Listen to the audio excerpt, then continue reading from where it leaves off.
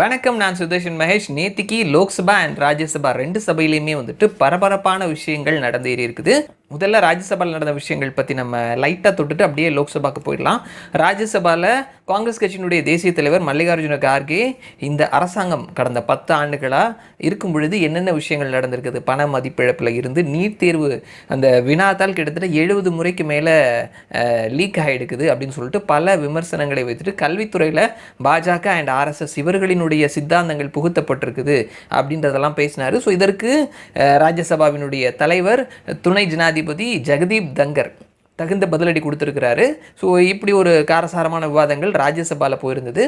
அப்படியே நம்ம லோக்சபாவுக்கு வந்திருந்தோம் அப்படின்னா எதிர்க்கட்சி தலைவர் ராகுல் காந்தி நேற்றுக்கு பேசியிருக்கிறார். எப்பயுமே வந்துட்டு ராகுல் காந்தி லோக்சபாவில் ஒரு சூப்பரான பர்ஃபார்மன்ஸ் கொடுப்பாரு.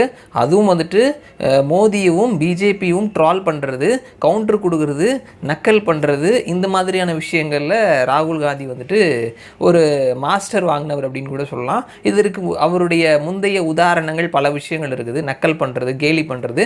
ஸோ அந்த மாதிரி தான் வந்துட்டு நேற்றுக்கும் வந்துட்டு அரசியலமைப்பை பற்றி ஒவ்வொரு 10 நிமிஷத்துக்கு ஒரு தடவை இவங்க பேசுகிறாங்க. ஆனால் இவர்கள் அரசியலமைப்பை எப்படிலாம் வந்துட்டு தவறாக பயன்படுத்திட்டு இருக்கிறாங்க, எங்களுடைய தலைவர்கள் மேலெல்லாம் வழக்கு போட்டு அவர்களை சிறையில் அடைச்சிருக்கிறாங்க, அமலாக்கத்துறையை ஏவுறாங்க. கிட்டத்தட்ட மேலே வந்துட்டு அமலாக்கத்துறையினுடைய விசாரணை கிட்டத்தட்ட 55 மணி நேரம் வந்துட்டு விசாரணை பண்ணாங்க அப்படின்றதெல்லாம் சொல்லியிருக்கிறாரு. ஸோ எதற்காக விசாரணை பண்ணாங்க? நேஷ்னல் ஹெரால்டு கேஸில் நீங்கள் இப்பயும் ஜாமீனில் இருக்கக்கூடிய ஒரு பர்சன் தான். ஸோ நீங்கள் தப்பு பண்ணீங்கன்னா உங்களை கூப்பிடுவாங்க, விசாரணை பண்ண தான் செய்வாங்க. மோடியும் அமித்ஷாவும் குஜராத்தினுடைய முதல்வராகவும் அமைச்சராகவும் இருக்கும் பொழுதும் அவரையும் கூப்பிட்டு விசாரணை பண்ணாங்க. அவங்க வந்தாங்க, விசாரணை அட்டன் பண்ணாங்க. இன்றைக்கி வரைக்கும் நீங்கள் வந்துட்டு தவறாக பயன்படுத்துனீங்க அப்படின்றத எந்த இடத்துலையும் சொல்லலை. ஸோ அதே மாதிரி தான் அரவிந்த் கெஜ்ரிவாலினுடைய அரெஸ்ட், அவரை வந்துட்டு தேர்தல் நேரத்தில் ஜாமீனில் வெளியிடணும்னு சொன்னது, அதற்கப்புறம் மறுபடியும் அவரை அரெஸ்ட் பண்ணியிருக்கிறது. அப்புறமா ஹேமந்த் சோரன் ஜார்க்கண்டினுடைய முன்னாள் முதல்வர், அவரையும் வந்துட்டு அரெஸ்ட் பண்ணது, இப்போ அவரை ரிலீஸ் பண்ணியிருக்கிறது. இது எல்லாமே நீதிமன்றத்தினுடைய வழிகாட்டுதலின்படி தான் நடந்துட்டு இருக்குது. ஈவன் ராகுல் காந்தி பேசின விஷயம், அவர் எம்பி பதவியை இழந்தது, மறுபடியும் எம்பி பதவியை கொடுத்தது, இது எல்லாமே நீதிமன்றத்தினுடைய வழிகாட்டுதல் படி தான் நடந்துட்டு இருக்குது. ஸோ இதில் எங்கே சர்வாதிகாரம் வந்தது அப்படின்றதெல்லாம் நம்ம யோசிக்க தான் செய்யணும். ஸோ போகிற போக்கில் சில விஷயங்களை பேசினார். அண்ட் அதற்கப்புறமா தான் அவர் பேசின விஷயம் வந்துட்டு நேற்றுக்கு ஹைலைட் ஆயிருந்தது. ஹிந்துக்கள் அப்படின்னு தங்களை சொல்லிக்கக்கூடியவர்கள் எப்பொழுதுமே வன்முறையவும் வெறுப்பையும் பேசக்கூடியவர்களாக இருக்கிறாங்க அப்படின்றத சொல்லியிருக்கிறாரு. ஸோ மற்ற மதங்கள், இஸ்லாம், பௌத்தம், சீக்கிய மதம், கிறிஸ்தவ மதம்னு சொல்லிட்டு எல்லா மதங்களும் தைரியத்தையும் அஹிம்சையும் சொல்லிக் கொடுக்குது. ஹிந்து மதமும் அப்படி தான் சொல்லிட்டு இருக்குது. ஆனால் ஹிந்துக்கள்னு தங்களை சொல்லிக்கக்கூடியவங்க வன்முறையவும் வெறுப்பையும் பரப்பக்கூடியவர்களாக இருக்கிறாங்க அப்படின்றத அவர் சொல்லியிருக்கிறாரு.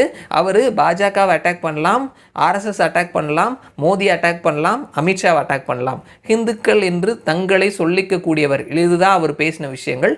நிறைய நாளிதழ்கள், நிறைய நியூஸ் வெப்சைட்ஸ் வந்துட்டு பாஜகவினுடைய ஹிந்துக்கள் அப்படின்ற மாதிரி நியூஸ் போட்டிருக்கிறாங்க.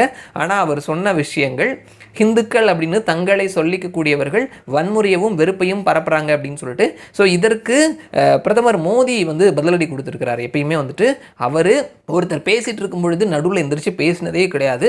முதன்முறையாக ராகுல் பேசிகிட்டு இருக்கும் பொழுது நடுவில் எந்திரிச்சு பேசுகிறாரு. ஸோ ஹிந்துக்கள்னு தங்களை ஹிந்து மத விசுவாசியாகவும் தன்னை ஒரு ஹிந்துக்களாகவும் காட்டிக்கிட்டு இருக்கக்கூடிய கோடிக்கணக்கான மக்கள் இருக்கிறாங்க.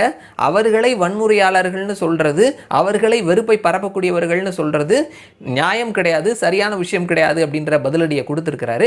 அதற்கப்புறமா ராகுல் காந்தி, நான் ஒட்டுமொத்த ஹிந்துக்களை சொல்லலை, பாஜகவினரும் மோடியும் அமித்ஷாவும் ஆர்எஸ்எஸும் இவங்க மட்டும் ஹிந்துக்களுக்கான கிரெடிட் எடுத்துக்கக்கூடாது, நான் உங்களை தான் சொல்கிறேன் அப்படின்ற மாதிரி சொல்லியிருக்கிறாரு. ஸோ இதற்கு அவையிலேயே வந்துட்டு அமித்ஷாலேருந்து ஜேபி நட்டாலேருந்து பலர் பதிலடி கொடுத்துருக்குறாங்க. அதற்கப்புறம் நிர்மலா சீதாராமன் அவர்களுடைய எக்ஸ் தளத்திலையும், ஜேபி நட்டா அவருடைய எக்ஸ் வலைத்தளத்திலையும், பாஜகவினர் பலர் அவங்களுடைய சமூக வலைத்தளங்களையும் பதிலடி கொடுத்துட்டு இருக்கிறாங்க. ஸோ இது சபைக்குள்ள நடந்த விஷயமா இருந்தாலும் நீதிமன்றத்துக்கு வழக்கா போறதுக்கான வாய்ப்புகள் கூட இருக்குதுன்னு சொல்லியிருக்கிறாங்க. ஏன்னா அவர் பிரயோகப்படுத்தின வார்த்தைகள் அப்படி, ஹிந்துக்கள்னு தங்களை சொல்லிக்கக்கூடியவர்கள் வெறுப்பாளர்கள், வன்முறையாளர்கள் அப்படின்ற வார்த்தையை தான் பிரயோகம் பண்ணியிருக்கிறாரு. ஸோ இது நீதிமன்றத்துக்கு போறதுக்கான வாய்ப்புகளும் இருக்குது அப்படின்னு சொல்லிட்டு பத்திரிகையாளர்கள் கூட அவர்களுடைய கருத்துக்களை சொல்றாங்க. ஸோ இப்படி தான் வந்துட்டு நிலைமை நேற்றைக்கு போயிருக்குது. ஸோ நம்ம அதில் இன்னொரு விஷயம் பார்த்தோம் அப்படின்னா வந்துட்டு நேற்றைக்கு இவர் பேசி முடிச்சதுக்கப்புறமா திமுகவினுடைய ஆராசா அவர் கிட்டத்தட்ட ஒரு 51 நிமிஷம் வரைக்கும் பேசியிருக்கிறாரு. ஸோ இவர்கள் எல்லாருமே வந்துட்டு செமையாக பெர்ஃபார்ம் பண்ணிட்டாங்க அப்படின்னு சொல்லிட்டு இங்கே இருக்கக்கூடிய நம்முடைய நண்பர்கள் எல்லாருமே வந்துட்டு ஃபயர் விட்டுட்டு இருக்கிறாங்க. இன்னைக்கு மோடி பேச ஆரம்பித்தார் அப்படின்னா மொத்தமாக எந்திரிச்சு ஓடிடுவாங்க. ஸோ இதுதான் இவர்களினுடைய ஹேபிட் அப்படின்னு சொல்லலாம். ஏன்னா தொடர்ந்து இதே தான் இவர்கள் செஞ்சுட்டு இருக்கிறாங்க. இவர்கள் மற்றவர்களை எவ்வளோ வேணாலும் ட்ரோல் பண்ணுவாங்க, எவ்வளோ வேணாலும் கிண்டல் பண்ணுவாங்க, எவ்வளோ வேணாலும் கலாய்ச்சிக்குவாங்க. ஆப்போசிட்டில் இருக்கிறவர் எந்திரிச்சு பேச ஆரம்பித்த உடனே ஒட்டுமொத்த கூட்டமும் எந்திரிச்சு ஓடிடுவாங்க. ஸோ இதை தான் வந்துட்டு போன முறை மோடி சொல்லியிருந்தாரு, குப்பையை வாரி தூக்கி போடுறீங்க, பதில் பேசுறதுக்கு முன்னாடி எந்திரிச்சு ஓடிடுறீங்க, நீங்கள் பேசுறதுக்கு மட்டும்தான் வரீங்க, மற்றவங்க பேசுகிறத கேட்கக்கூடிய பொறுமை உங்ககிட்ட இல்லை அப்படின்றத போன முறையே சொல்லியிருந்தாரு.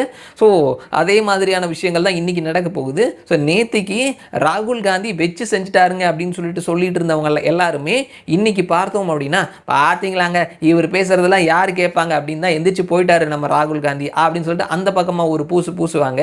ஸோ இதுதான் நடக்க போகுது. ஸோ மற்றவர்களை கலாய்க்கிறது மட்டும்தான் தெரியுமே தவிர அவர்கள் பதிலடி கொடுக்கும் பொழுது அதை இருந்து கேட்கக்கூடிய பொறுமை கூட இல்லாத இளவரசர் தான் வந்துட்டு ராகுல் காந்தி. ஸோ நேற்றைக்கு அவருடைய பேச்சு பாஜகவை அட்டாக் பண்ணுறேன், ஆர்எஸ்எஸ்ஐ அட்டாக் பண்ணுறேன், மோடி அட்டாக் பண்ணுறேன், அமித்ஷாவை அட்டாக் பண்ணுறேன் அப்படின்றத தாண்டி ஹிந்து மதம் மேலே அவர் கை வச்சிருக்கிறாரு. அவர் தெரிந்தே தான் கை வச்சிருக்கிறாரு அப்படின்றத நம்ம கவனிக்கணும். இன்னொரு பக்கத்தில் அவர் சொல்லியிருக்கிறாரு, மோடி வந்து அயோத்தியில் தான் வந்து போட்டிடணும்னு நினச்சாரு, ஆனால் இன்டெலிஜென்ஸ் ரிப்போர்ட் வந்துட்டு அவர் அயோத்தியில் போட்டிக்கிட்டால் தோத்துடுவேன்னு சொல்லிட்டாங்க, அதனால தான் வந்துட்டு அவர் வாரணாசியில் போட்டிக்கிட்டாரு அப்படின்னு சொல்லிட்டு அமேதியிலையும் ரேபரேலியிலையும் நாளைக்கு வேட்புமனு தாக்கல் நிறைவடையுது அப்படின்னு சொல்லக்கூடிய அந்த டேட் வரைக்கும் இன்னைக்கு நைட்டு வரைக்கும் வேட்பாளரை அறிவிக்காமல் இருந்தது யார், அமேதியை வேணான்னு சொல்லிட்டு ரேபரேலியில் போய் போட்டியிட்டது யார் அப்படின்றது யாருன்றது இந்த நாட்டுக்கு தெரியும். ஸோ பயந்து ஓடினது யார் அப்படின்றதும் இந்த நாட்டுக்கு தெரியும். சமாஜ்வாதியோட அலையன்ஸ் இல்லை அப்படின்னா உத்தரப்பிரதேசத்தில் காங்கிரஸினுடைய நிலைமை, ராகுலினுடைய நிலைமை என்னவா இருந்திருக்கும் அப்படின்றதும் எல்லாருக்கும் தெரியும். ஸோ இன்னைக்கு ஒரு 4 சீட்டை ஜெயிச்சிட்டிங்க அப்படின்றதுனால வந்துட்டு மோடி பயந்துட்டார் அப்படின்ற மாதிரியான விஷயங்கள்லாம் பேசுறது என்ன மாதிரியான லாஜிக் அப்படின்றது தெரியல. ஸோ அவ்வளோதான் வந்துட்டு இளவரசருக்கு ஒரு 4 சீட்டு ஜெயிச்ச உடனே மறுபடியும் தான் இளவரசர் அப்படின்ற மாதிரியான ஒரு எண்ணம் வந்துருச்சு. அதனுடைய பிரதிபலிப்பு தான் இது. ஸோ அதற்கான பதிலை வரக்கூடிய எலெக்ஷனில் ஹரியானா, மகாராஷ்டிரா இந்த மாதிரியான மாநிலங்களில் இருக்கக்கூடிய எலெக்ஷனில் நம்ம பார்க்கலாம். ஸோ இன்னைக்கு ஒரு சரியான பதிலடி இருக்கும் மோடி தரப்புலேருந்து அப்படின்னு சொல்லி எதிர்பார்க்கப்படுது. அதை ராகுல் பொறுமையாக உட்காந்து கேட்பாரா, அந்த பொறுமை ராகுலுக்கு இருக்குதா அப்படின்றத வெயிட் பண்ணி நம்ம பார்க்கலாம். மறுபடியும் நான் அவங்களே இன்னொரு வீடியோவில் சந்திக்கிறேன். அது வரைக்கும் நன்றி.